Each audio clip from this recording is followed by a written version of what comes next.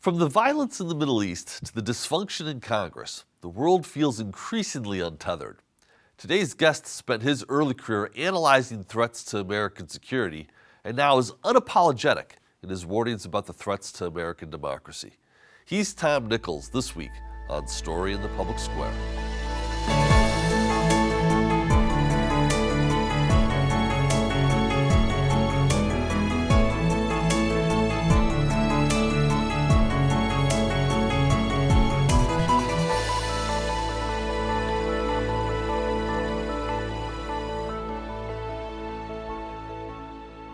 Hello and welcome to Story in the Public Square, where storytelling meets public affairs. I'm Jim Ludis from the Pell Center at Salve Regina University.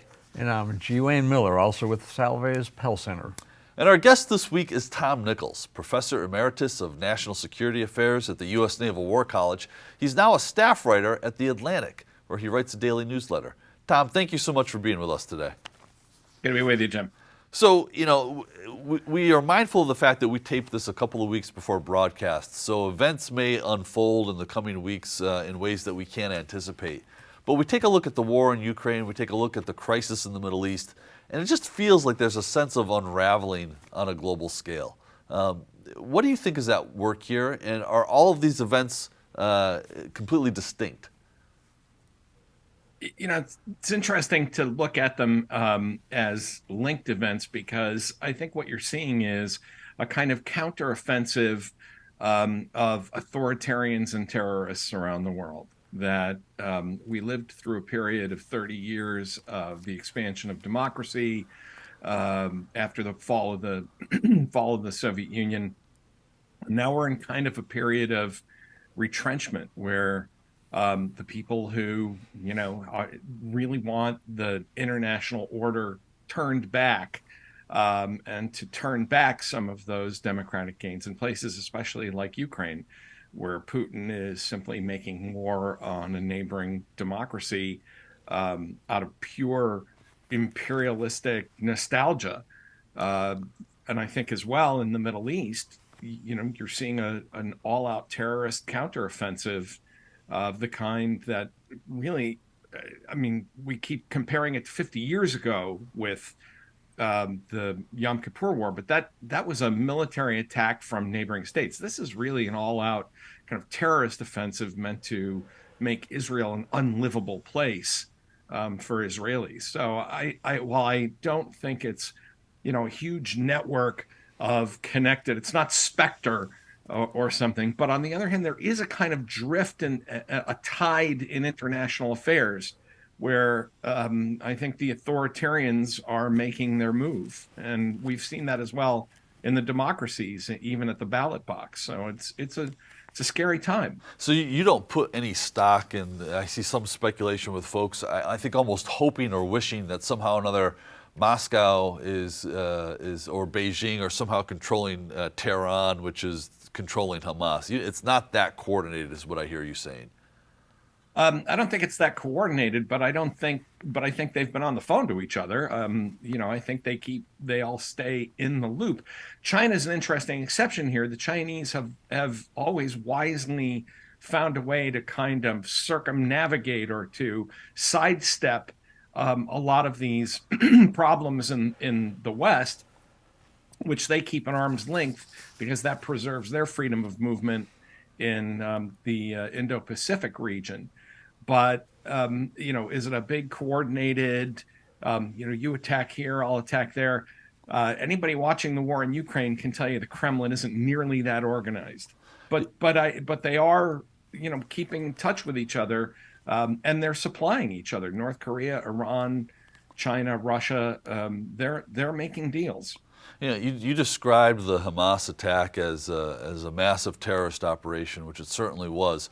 I think a lot of people were surprised by the pure barbarity of some of the things that we saw Hamas do to innocent victims.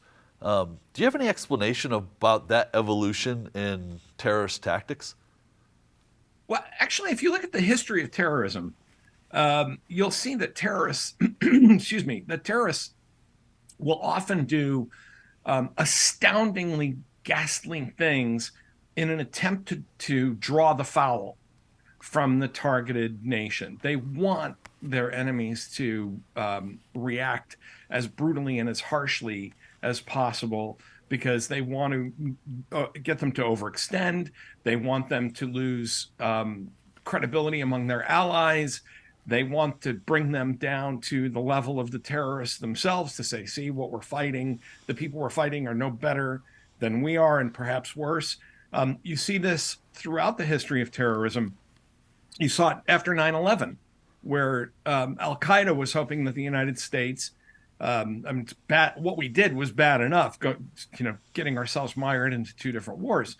But what bin Laden was apparently hoping would happen is the United States would completely go nuts, start bombing every country in the Middle East and Central Asia, bring down the regime in Pakistan, bring down the regime in Saudi Arabia. So this is actually an old tactic. Now we're shocked because we see it in more detail in 2023 because of the nature of interconnected media, but drawing the foul, trying to provoke your opponents into barbarity and overreaction is actually it's almost like page one out of the terrorist playbook.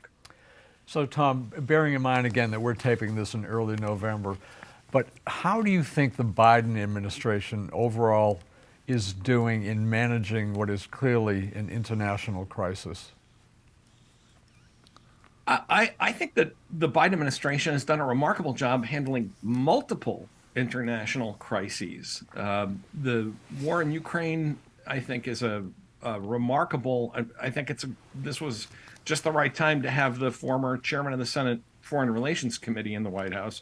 But I think it's been a remarkable ability to draw NATO together, to get the Europeans to contribute to this effort and to take risks. In fact, some of the Europeans want to take even bigger risks than the United States is willing to take. I mean, this is normally the United States is charging in and saying, come with us. We've got to do this thing. And the Europeans are now the one, at least some of the Europeans are the ones who are saying, let's really get into this scrum and help the Europeans.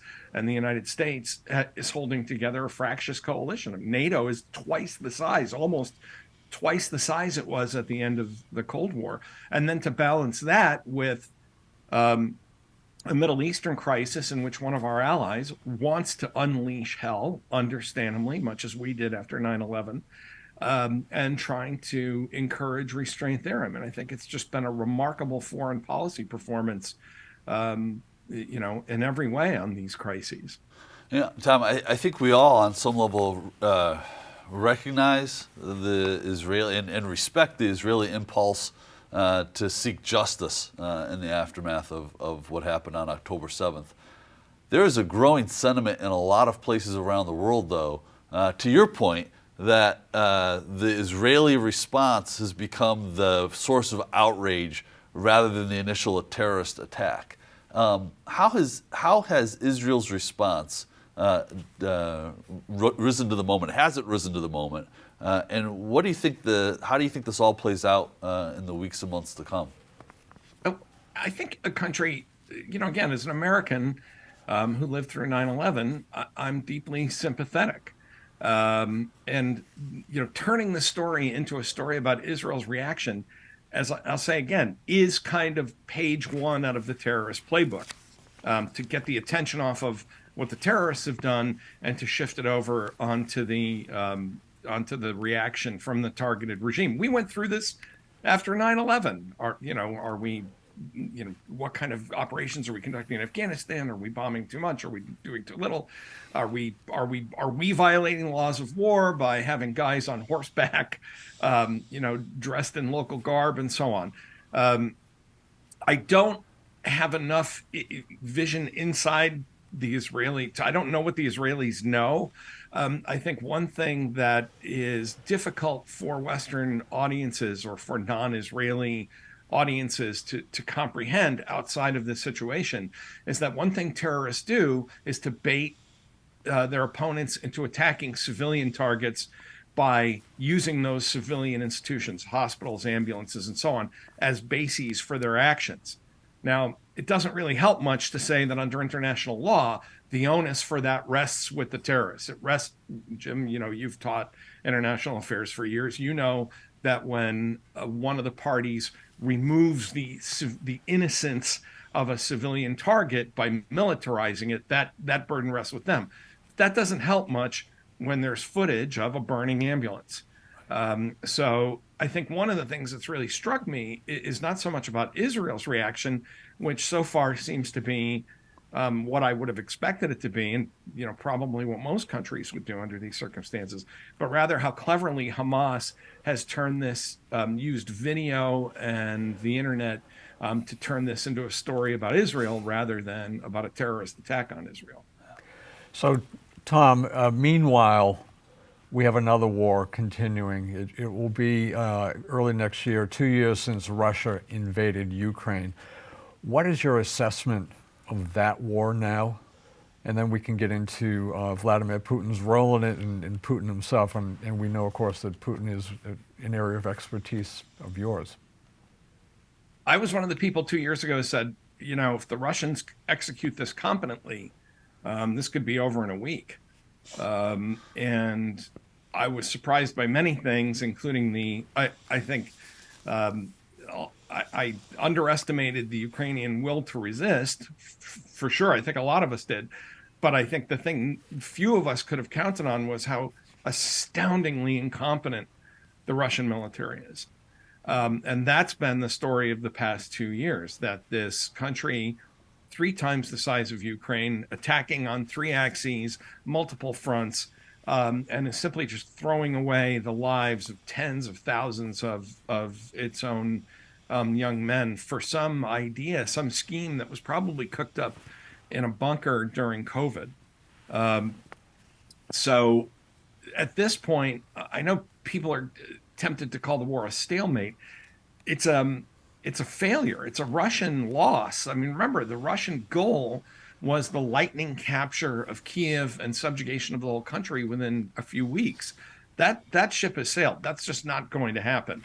And the Ukrainians are regaining territory slowly. So this isn't quite, 1914 with guys in trenches just stuck on a very static line.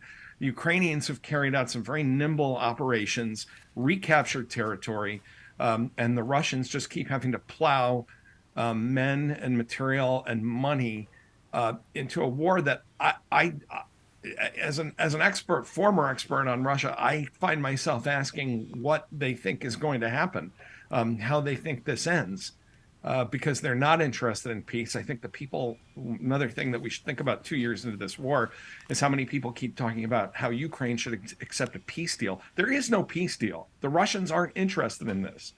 The Russian peace deal is surrender completely and let us, march through your streets. So I don't know where the Russians are going with this, other than that they've kind of, picked up this porcupine and they don't know what to do with it now. And they're just gonna. I think Putin at this point just thinks that every few months he's got to get a bigger hammer and consign more of his own young men to death. So what does this portend for the future of Putin as the dictator of Russia? I thought Putin was shaken during the coup or the putsch or I don't even know what to call it, when Yevgeny Prigozhin and the Wagner guys started to march toward Moscow. It looks like it was some kind of inside military deal to shake up Putin and to push the defense minister and the chief of the general staff out of the way. That's gone. The guys involved have, are relaxing. They're taking a break. They're spending more time with their family, as we say in America. But I think, Putin's blowing Prigozhin out of the sky and executing him very publicly was a message from Putin to the rest of the Russian elite that I'm still in charge. On the other hand, his power is not unlimited. His attempts to keep just drafting and drafting and drafting keep getting scaled down and pushed back. So, I thought about a year ago on Victory Day, he might declare some kind of general mobilization, but clearly he's trying to observe some kind of deal with the Russian elites and with Russian society that, I promised you this war wasn't going to really touch you. I promised you a quick victory. So it shows you the limits on his power. that he's trying to balance these two things of I'm not giving up, we haven't lost, victory, all that, propaganda that you're seeing on Russian TV. But on the other hand, no, I can't just declare, martial law and put 1 million men into the army, or do something even worse, including something like nuclear weapons. He's stuck. So he's in power, but he's now stuck with this war that he doesn't. I think he doesn't really know how to get out of at this point. Tom, you spent time working on Capitol Hill. The debate about whether or not to continue funding Ukraine's war effort seems to be mired in some form of political squabble, particularly in the House of Representatives. What does that kind of debate at this particular moment in the course of this war do to American leadership in a place like Ukraine, but globally more generally? It's such an important question, Jim. What it really shows is that the Republican Party has become just an utterly unserious and performative party. That there's no real principle involved here.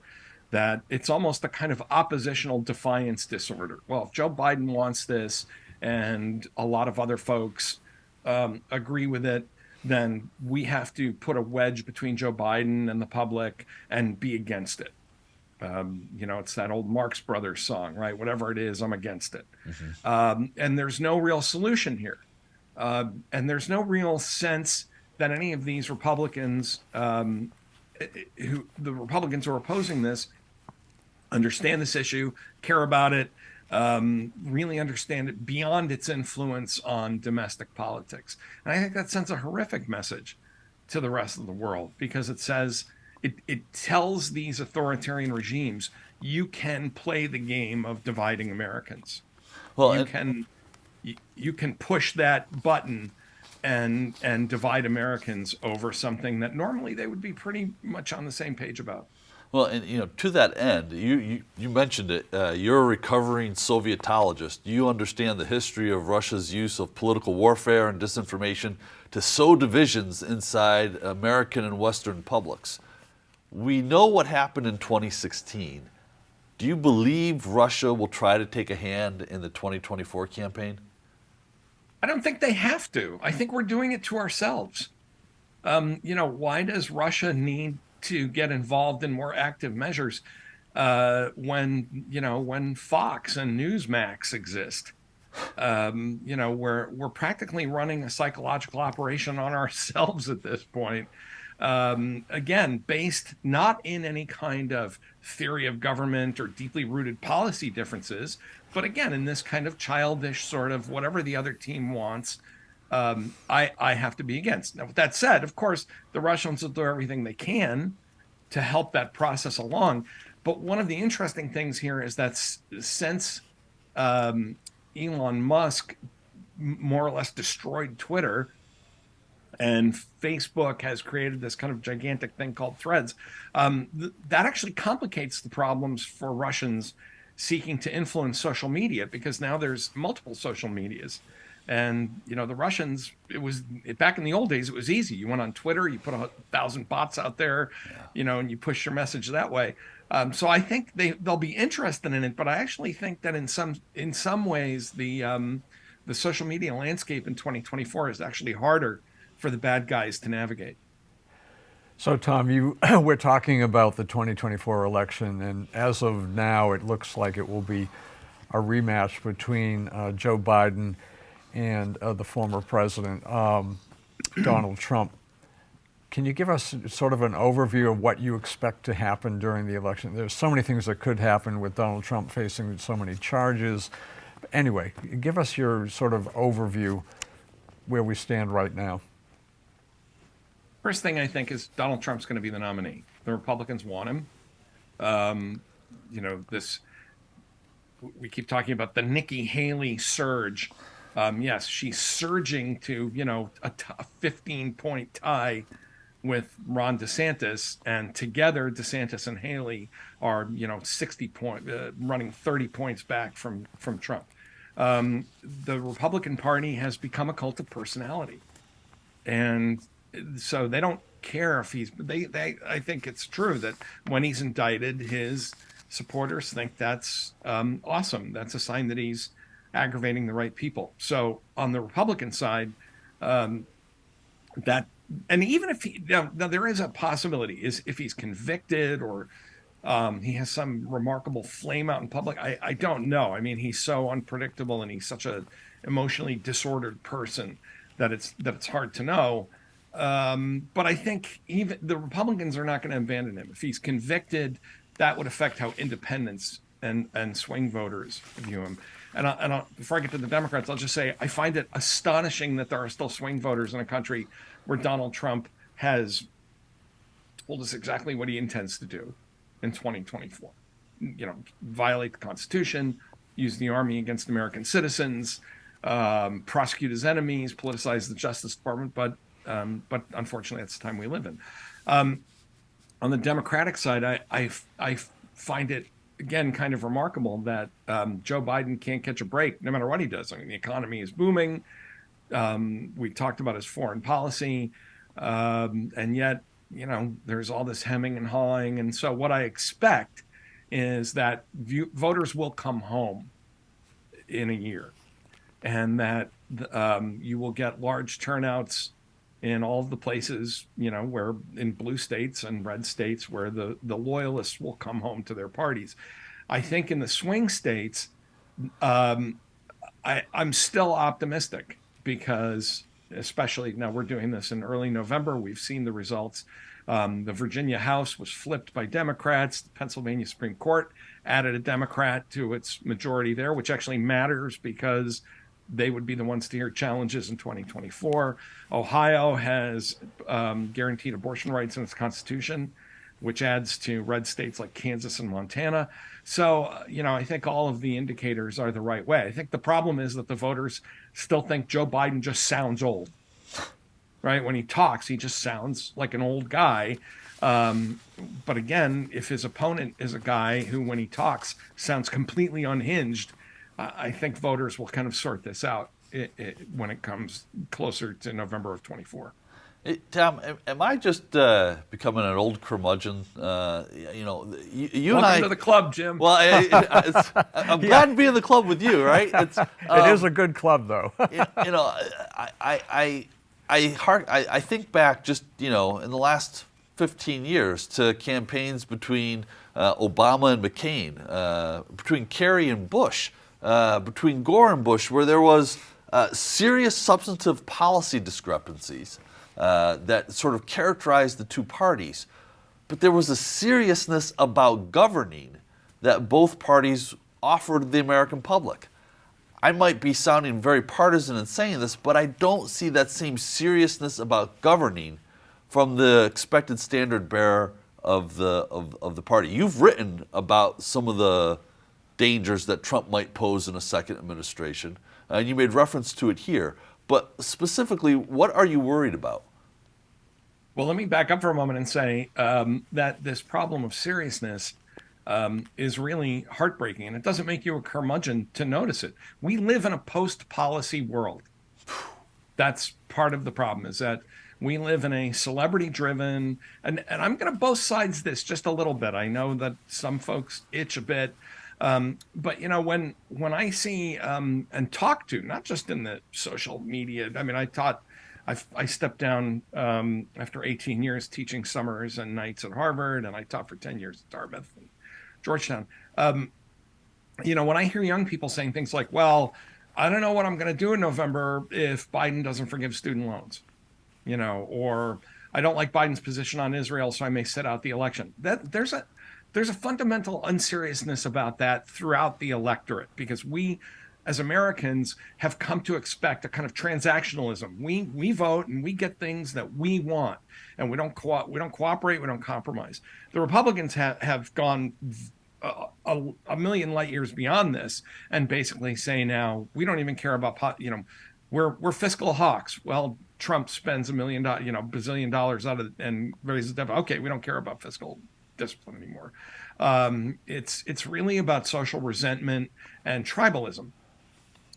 So I think that is the bigger problem, that we just can't seem to get our arms around this notion that we actually have to govern. And I miss those elections too, Jim. I often say to my friends, further to the left, I can't wait to get back to having arguments about marginal tax rates. I want to have really boring arguments about marginal tax rates. But unfortunately, that's just not the world we're living in.